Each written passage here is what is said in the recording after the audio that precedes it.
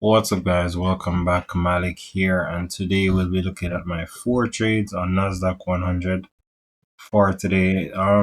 With the Fivers account that we've been showing, for some reason it's showing that I have these trades as open trades, and all of them I'm actually closed already. The only one that I'm still in would be this, which is a buy side trade on for this evening to the upside.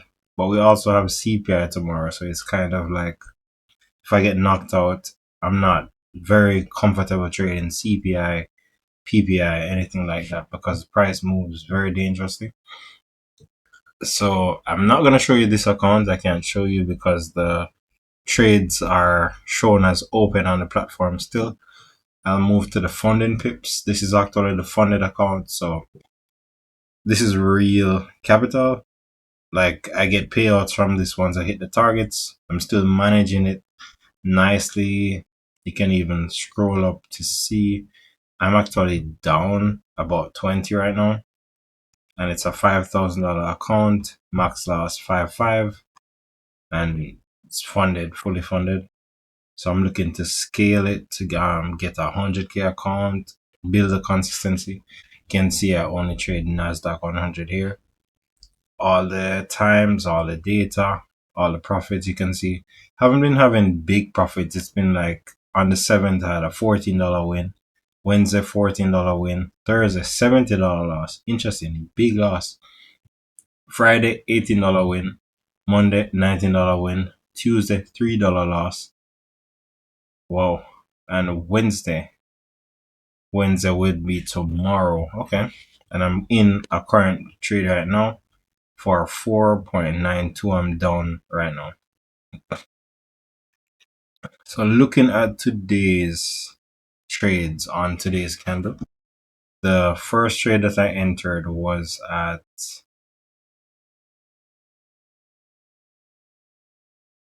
here, May 13 at 9 o'clock, because sometimes I look to just swing a trade into the next day. So at 9 o'clock, so that's 21, right about here, would have been probably a little before I recorded a little after I recorded the video. So at 18,189.95, I entered and I actually got stopped out at I got stopped out at 18,202.45. I'm not sure why it can't just give me the 8.9. Why are you playing with me right now? You're just messing with me.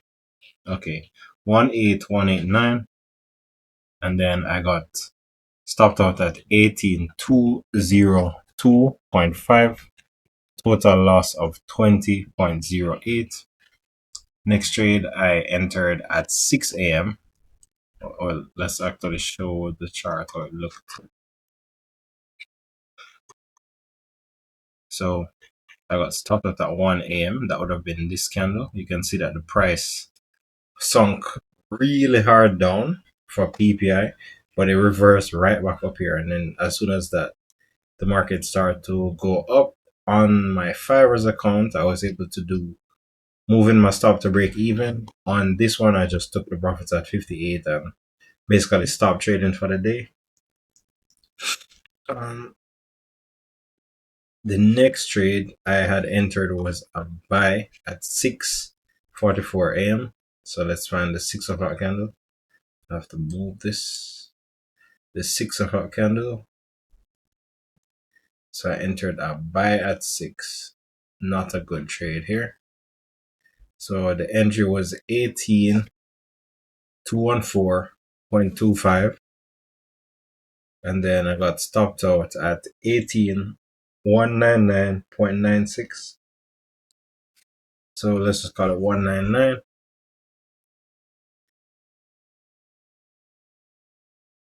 So I entered here, got stopped out here, which is at 9 o'clock. Is that accurate? 6 or 7 o'clock. 6. I got stopped out at 7. like right here. Next trade I entered at 9, got stopped out at 9. It was a sell. I entered at 9 and I got stopped out very quickly. Is it this one? Yeah, I entered a sell here. And then as soon as I got stopped out, I went the other way. And if I had gotten stopped out again, I probably wouldn't have entered again. So I entered here at 18172.82. And then I got stopped out at 18187.1 for a total loss of 20.37. So you see I entered short here, got stopped out. You can see the movement was to the upside here. The next trade, very interesting. I didn't see that it was going for a fib level. Like, that's very clean. Very, very clean. Okay. The final trade was a buy side trade at 9. So I entered to the buy side, actually caught a quick move on this. On the other account, I actually let it run until 3 p.m., which was very good. I want to do more reps of that, get used to letting trades run or getting stopped at break even. I'm getting a feel for it, getting the confidence of doing that. And I can actually let my trades hit when they want to hit while still not assuming a lot of risk. So this was the final trade for a total loss of 50, total profit of 58.73. You can see I had my stop loss here. I just didn't get stopped out. After that, I was just in the money for the rest of the time. I could have definitely held it for a 9-1 here, but that's how it goes sometimes, right?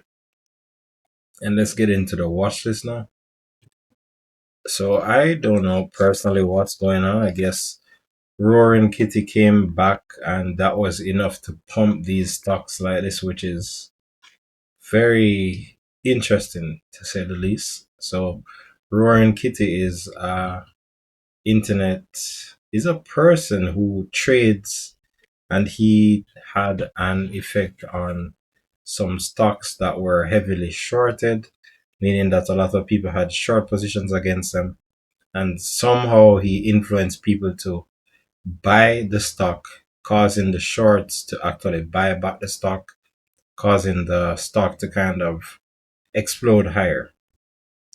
GME has been on a move since he has been back on Twitter, and he had a gag order where he couldn't speak about certain equities, but now he's free to speak about it. So it's very interesting to see GME move like this right now. AMC moving like this as well, and it's crazy. If we see a move, that would be great, but I don't know where this will land. To be fair, I actually have a position on AMC. If I lose, I lose. It's fine. Um, just putting it on just like a trade, like my trades here on NAS 100, very motionless. If they hit, they hit. If they don't, it's a learning lesson. So it's something to pay attention to, the GME AMC thing and the Roaring Kitty. Let's get into the watch list now. So we have BTC. What is it doing? BTC kind of looks like those meme stocks. It's at 6162637. Tesla. Tesla came coming up here at 178. Very interesting. Very interesting here. It's looking very bullish, like unless it plans to cut off heads tomorrow. Red folder news. Huh? So we have IMMR here. That's I I must say it's a little sad. I really think I should own this name. Every time I hear them use the word immersion, I really want to know more about their patents. So I'm gonna go deeper, probably read some of it on the channel here. So we can go deeper into IMMR. See if this is a really good buy, because even though the market is doing something else, this one is just moving by itself, and I've noticed it. As you can see, we've been tracking it here. Bitfarms, have you decided to wake up? No, Bitfarms is still much lower. Investors in this stock must be in pain right now. Nvidia actually a little higher. Despite looking red, it's a little higher than it has been for most of the days. AMD actually looks like it's breaking out of the range to the upside. So we're at 153. Looks like it wants to come up now. SMCI. SMCI is at 825. Actually starting to come up now. Looking like a change, but we have important news. We have core inflation rate month over month, core inflation rate year over year, inflation rate month over month, inflation rate year over year. And that's coming out at 8:30. So whenever that drops, we will know how the market will take it. If inflation is higher, the market might drop because it expects that we are going to have more rate cuts. If it goes lower, they would hope that we get at least one rate cut for the year, right? So we're looking out for that tomorrow at 8:30 Eastern time. Let's put a narrative here. I'm going to speak about IMMR more. IMMR on a tier. Look into 10Q, 10K, then um, Bitcoin steady, Tesla moving up, Nvidia sneaking up, Bitfarms still low, SMCI and AMD moving a little higher. And that's basically it for today's video. I'll see you in the next one. Bye bye.